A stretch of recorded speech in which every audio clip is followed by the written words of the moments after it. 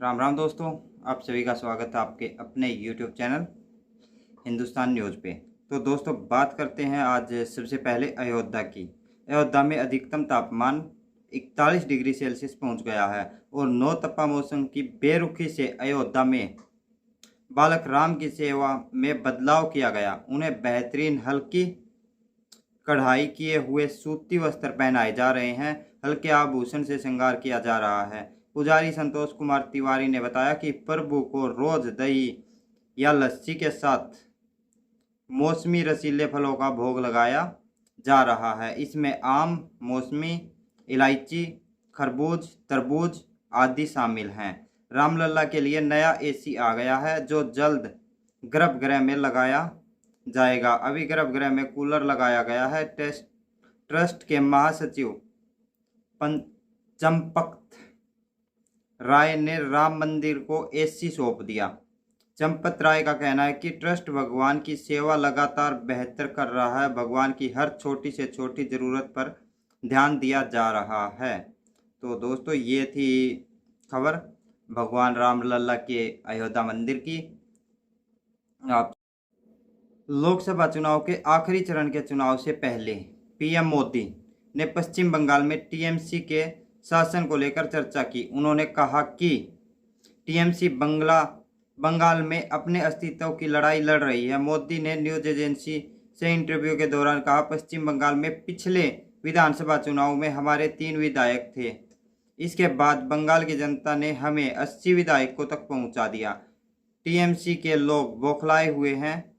वहां लगातार हत्याएं हो रही हैं। भाजपा कार्यकर्ता को चुनाव के पहले जेलों में बंद किया जा रहा है। पीएम मोदी ने चुनावी रैली में विपक्ष की भाषा को लेकर कहा, विपक्ष के नेता मुझे गाली देते हैं। मुझे मौत का सौदागर और गंदी नाली का कीड़ा कहा गया है। मैं पिछले 24 साल से गालियां खाकर गाली प्रूफ बन गया हूं।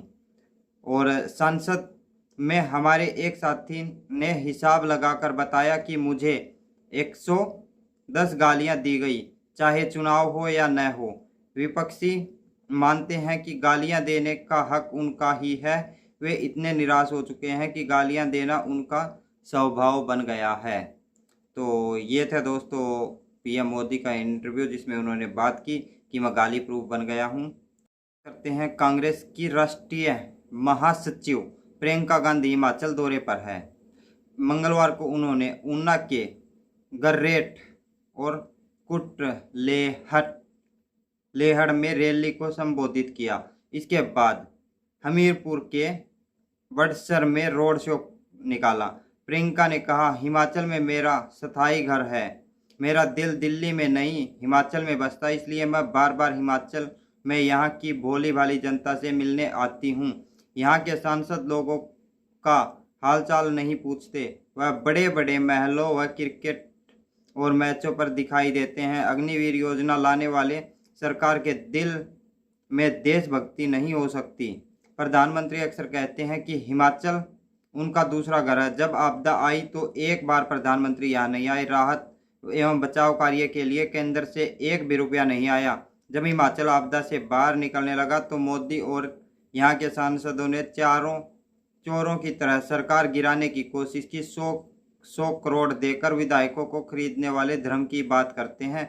चुनाव के समय बीजेपी धर्म की बातें करती है, बाकी समय सरकार को गिराने जैसी राजनीति करती है। मोदी अपने आप को देवता समान समझने लगे हैं। सोचते हैं कि उन्हें धर्म के नाम पर वोट मिल जाएगा।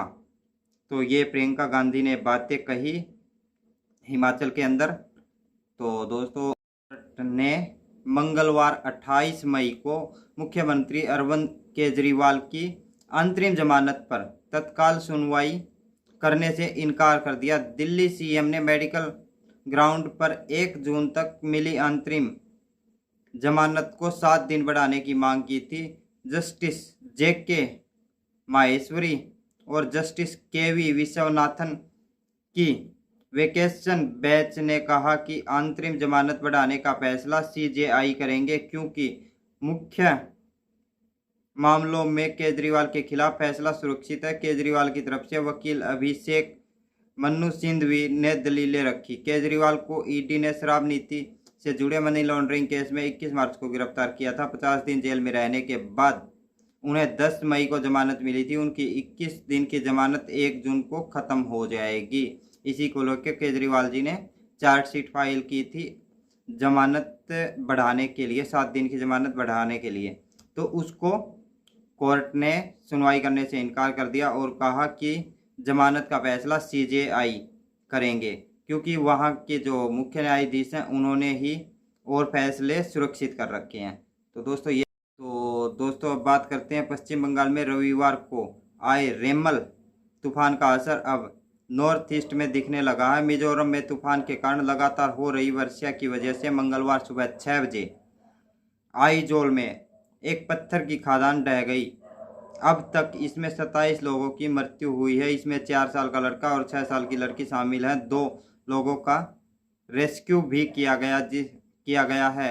मिजोरम के डीजीपी अनिल शुक्ला ने न्यूज एजेंसी को कहा कि अब तक 27 शव निकाले गए हैं। इनमें से 8 स्थानीय लोगों के हैं जबकि 4 दूसरे राज्यों के हैं। बाकी शवों की पहचान की जा रही है। मलबे में 6-7 लोगों के दबे होने की आशंका है। रेस्क्यू ऑपरेशन जारी है लेकिन तेज बारिश के कारण इसमें दिक्कतें आ रही हैं। इसके अलावा नॉर्थ ईस्ट के एक अन्य राज्य असम में भी आज तेज हवाओं के साथ भारी बारिश हुई है। मोरीगांव जिले में ऑटो रिक्शा पर पेड़ गिरने से एक कॉलेज स्टूडेंट की मौत हो गई, 4 लोग घायल हो गए, जबकि लखीमपुर में लैंडस्लाइड के चलते एक व्यक्ति की जान चली गई। वहीं उसके साथ साथ दोस्तों अब बात करते हैं राम रहीम। डेरा मैनेजर की हत्या के केस में राम रहीम को कोर्ट ने बरी कर दिया। सीबीआई कोर्ट का फैसला रद्द किया। पत्रकार हत्याकांड और साध्वी रेप केस में जेल में रहेंगे Ram Rahim. Haryana and Punjab high court ने डेरा सच्चा सौदा चीफ राम रहीम समेत 5 लोगों का डेरा मैनेजर रणजीत सिंह हत्याकांड में बरी कर दिया। राम रहीम समेत 5 आरोपियों को सीबीआई कोर्ट ने उम्र कैद की सजा दी थी। राम रहीम इस वक्त रोहतक के सुनारिया जेल में बंद हैं। उसे 3 मामलों में सजा हुई थी। इनमें से रणजीत सिंह हत्याकांड के अलावा पत्रकार रामचंद्र छत्रपति की हत्या और साध्वियों के यौन शोषण का केस भी शामिल है। पत्रकार की हत्या में उसे उम्र कैद और यौन शोषण के केस में 2 केसों में 10-10 साल की कैद हुई है। इस केस में बरी होने के बावजूद राम रहीम को अभी जेल में ही रहना पड़ेगा। हाईकोर्ट के फैसले पर डेरा सच्चा सौदा ने कहा कि हमें न्यायपालिका पर हमेशा पूर्ण विश्वास रहा है और माननीय न्यायालय से हमें न्याय मिला है। तो दोस्तों ये था राम रहीम का मामला। इसके ऊपर 3 क्रिमिनल केस थे, 2 साध्वियों के यौन शोषण का और एक पत्रकार की हत्या का और दूसरा मैनेजर की हत्या का। तो जो मैनेजर की हत्या का केस था उसमें बरी कर दिया है कोर्ट ने और उसके ऊपर 2 केस हैं जिन केसों की वजह से वो अभी भी सुना।